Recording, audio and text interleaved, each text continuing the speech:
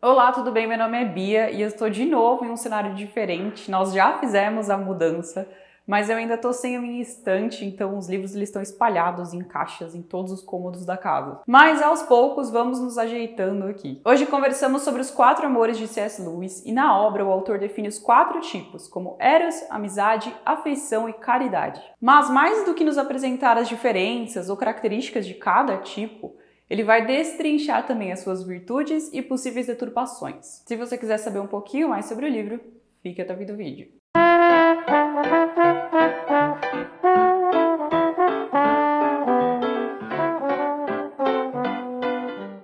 Antes de continuar, eu queria pedir para que você se inscreva no canal caso ainda não seja inscrito. Parece algo bobo, rápido, mas ajuda a compartilhar esse conteúdo com mais gente. Bom, Lewis começa o livro fazendo uma reflexão interessante sobre o amor dádiva e o amor necessidade. O amor dádiva é aquele que dá sem interesses e a gente pode vislumbrá-lo mais facilmente em Deus. O pai dá tudo ao filho, o filho entrega a si mesmo e assim dá o mundo de volta ao pai. Em termos humanos, podemos dizer que acontece quando um pai trabalha além do necessário, não para poder colher os frutos do serviço dele, mas sim para dar condições melhores à sua posteridade. Já o amor necessidade é o amor de que precisamos, como uma criança precisa da mãe. Nós necessitamos uns dos outros física e espiritualmente. Lewis afirma que quando começou a escrever sobre o tema, sua ideia era louvar o primeiro e diminuir o segundo.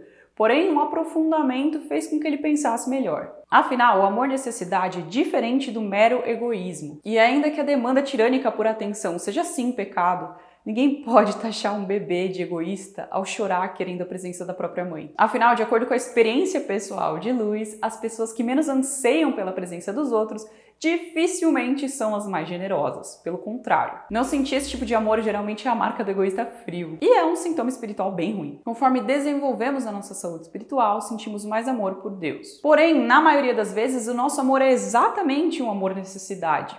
Necessitamos da sua paz, do seu amor, da sua misericórdia. Assim, essa forma de amar também faz jus a uma boa espiritualidade. Vinde a mim, vós que estáis sobrecarregados. Perceber a própria indigência pode ser um caminho para nos aproximar do Senhor. Nesse ponto, o autor ele faz uma distinção interessante entre a proximidade por semelhança e a proximidade por abordagem. A semelhança é algo que ele imprimiu em nós. Já a abordagem, por exemplo, acontece quando nos humilhamos diante dele, quando nos satisfazemos nele. Para exemplificar, o autor faz uma analogia bastante engraçada. Imagine um homem que sobe no alto de uma montanha. Entre ele e a cidade abaixo, que ele consegue muito bem observar, existem mais ou menos 7 km de distância. Ele então decide voltar pelo único caminho possível. Na trilha a pé, percorre 10 km. Nessa volta, podemos dizer que ele está mais longe em determinado ponto, da cidade do que ele estava no cume, em termos absolutos, porém não em termos de progresso. Assim, a proximidade por abordagem é a nossa caminhada cristã, esse caminho que percorremos. A semelhança continua existindo, quer queiramos, quer não, mas cabe a nós a imitação de Cristo. Como tudo que é bom em nós provém de Deus, é normal que nós associemos dádivas como força, fertilidade, entre outras coisas, a essa semelhança talhada. Entretanto, só possuí-las, só possuir essas dádivas não quer dizer que nós estejamos vivendo da maneira correta. É preciso mais que isso. Devemos nos atentar a alguns comportamentos que parecem inofensivos, mas podem ser bem perigosos. No segundo capítulo, por exemplo, Lewis afirma que podemos acabar transformando os nossos amores em demônios. Aliás, ele mesmo inverte uma frase de Rogemont que diz: o amor torna-se um demônio quando vira um Deus.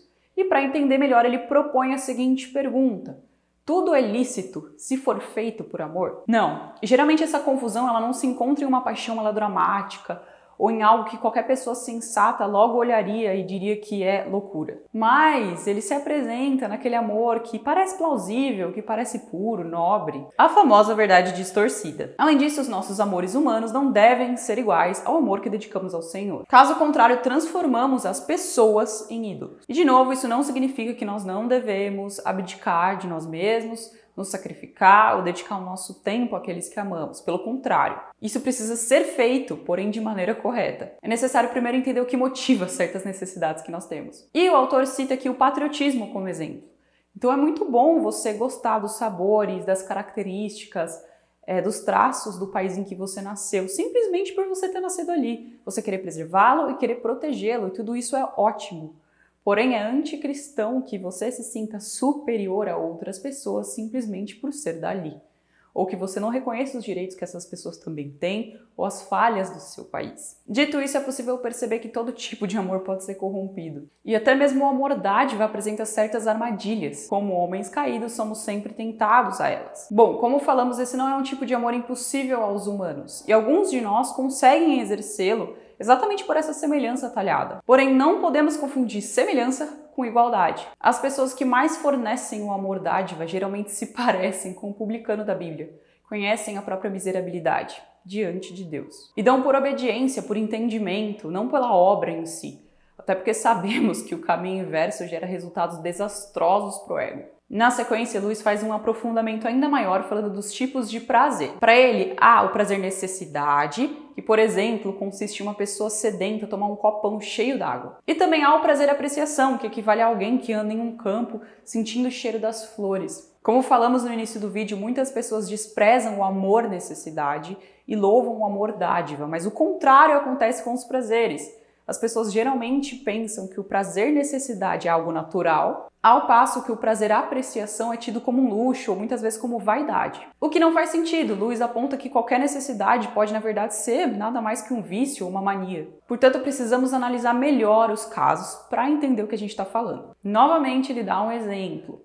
Um homem que bebe um copão de água depois de sentir muita sede, provavelmente vai dizer, nossa, isso é tudo o que eu queria, ou tudo que eu precisava. Já um homem que passa por um campo florido, provavelmente dirá, nossa, as flores realmente são uma bela criação. Assim, o prazer-necessidade fala muito mais sobre nós mesmos, muitas vezes morrendo após satisfeita a demanda.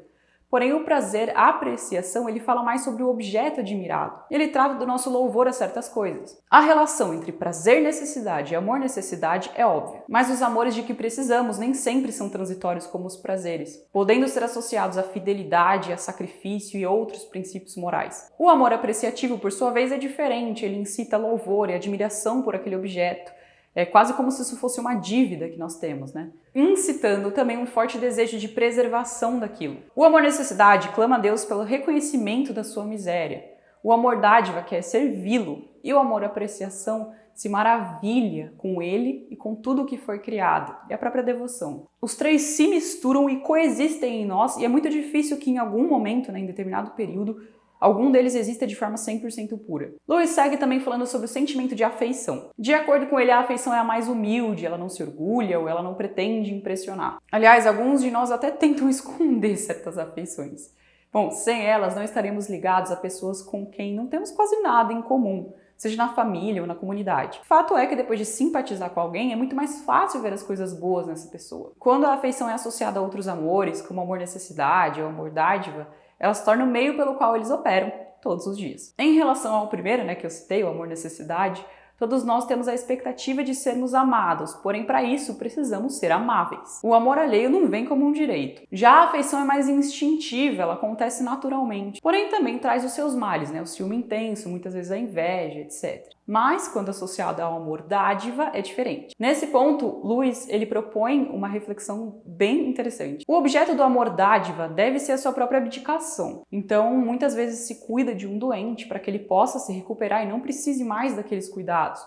Ou pais ensinam ali com todo o amor os seus filhos para que eles se tornem independentes e não precisem mais depender deles. Porém, é possível se perder nesse processo. E aqui ele cita o exemplo da senhora Fidget. Então, ela se orgulhava de dizer que escolhia cada ingrediente de cada refeição dos membros da sua família, que lavava cada peça de roupa deles à mão, mesmo sem qualquer necessidade, que ela ficava esperando sentada na escada de maneira desconfortável eles chegarem tarde da noite porque sim, entre muitos outros sacrifícios que a desgastavam. Porém, ela nunca entendeu que com essas atitudes, na verdade, ela estava sufocando o marido e os filhos, que logo deixaram de ter prazer nas refeições, logo deixaram de sair para não ter que fazer ela ficar esperando, tinham medo de se sujar, entre outras coisas. Eles simplesmente não conseguiam viver. Essa entrega não fazia o menor sentido, porque na verdade estava muito mais ligada ao sentimento dela de que não era mais útil e que precisava cobrir isso de alguma maneira, fazendo tanta coisa, do que o amor dádiva em si. Podemos ficar aqui discutindo as motivações da senhora Fidget,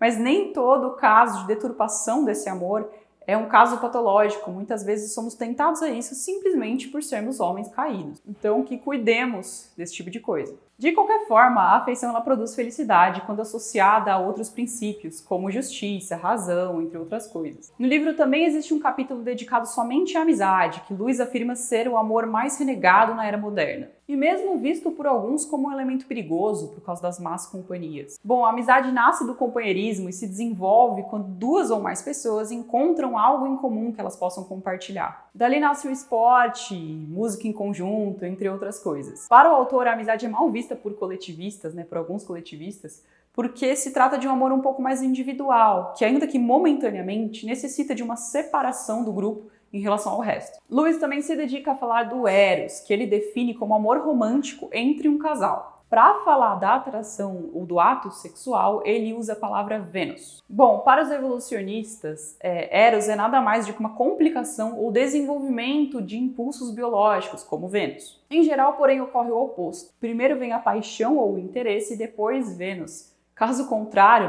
nos casos em que Vênus vem primeiro, dificilmente Eros está envolvido de alguma maneira. Fora dele, Vênus é sempre sobre nós mesmos. Porém, nele, no Eros, Vênus se torna sobre o outro, sobre fundir-se e ser um só. E como todos os outros amores, precisa ser governado e associado a princípios. Ele não vale sozinho. E por fim, o autor faz uma espécie de devaneio. O amor de Deus por nós, humanos, é um amor dádiva. Afinal, ele não precisa de nada que nós possamos fazer. Agora pense no amor dádiva, que é feito, praticado pelos humanos. Com dificuldade, nós nos entregamos a pessoas por quem sentimos afeição, amizade ou eros. A palavra, porém, nos ensina a amar até aqueles que não são amáveis. Isso porque Deus nos amou primeiro, com todo o nosso pecado, com todas as nossas falhas. E assim Ele nos chama para amar também uns aos outros. Quando o amor divino opera em nós, sentimos a caridade e podemos transcender dessa condição tão difícil com o auxílio dele. Você concorda com isso? Deixe um comentário aqui embaixo. Como sempre, isso é só um recorte, o livro tem muito mais, especialmente nos capítulos sobre amizade, sobre Eros. Eu não quis falar tudo aqui para que você possa ler o livro e ter essas surpresas. Lewis, como sempre, não decepciona. Aliás, eu já trouxe várias obras dele aqui. Então, se você quiser alguma outra que ainda não apareceu, ou algo afim, algo parecido, pode deixar nos comentários também. Como sempre, eu deixo os meus links na Amazon na descrição, caso você compre por eles. Ajuda o canal a se manter sem pagar nada mais por isso. Bom, é isso. Vou ter algumas outras semanas ainda sem o meu cenário, sem a minha estante.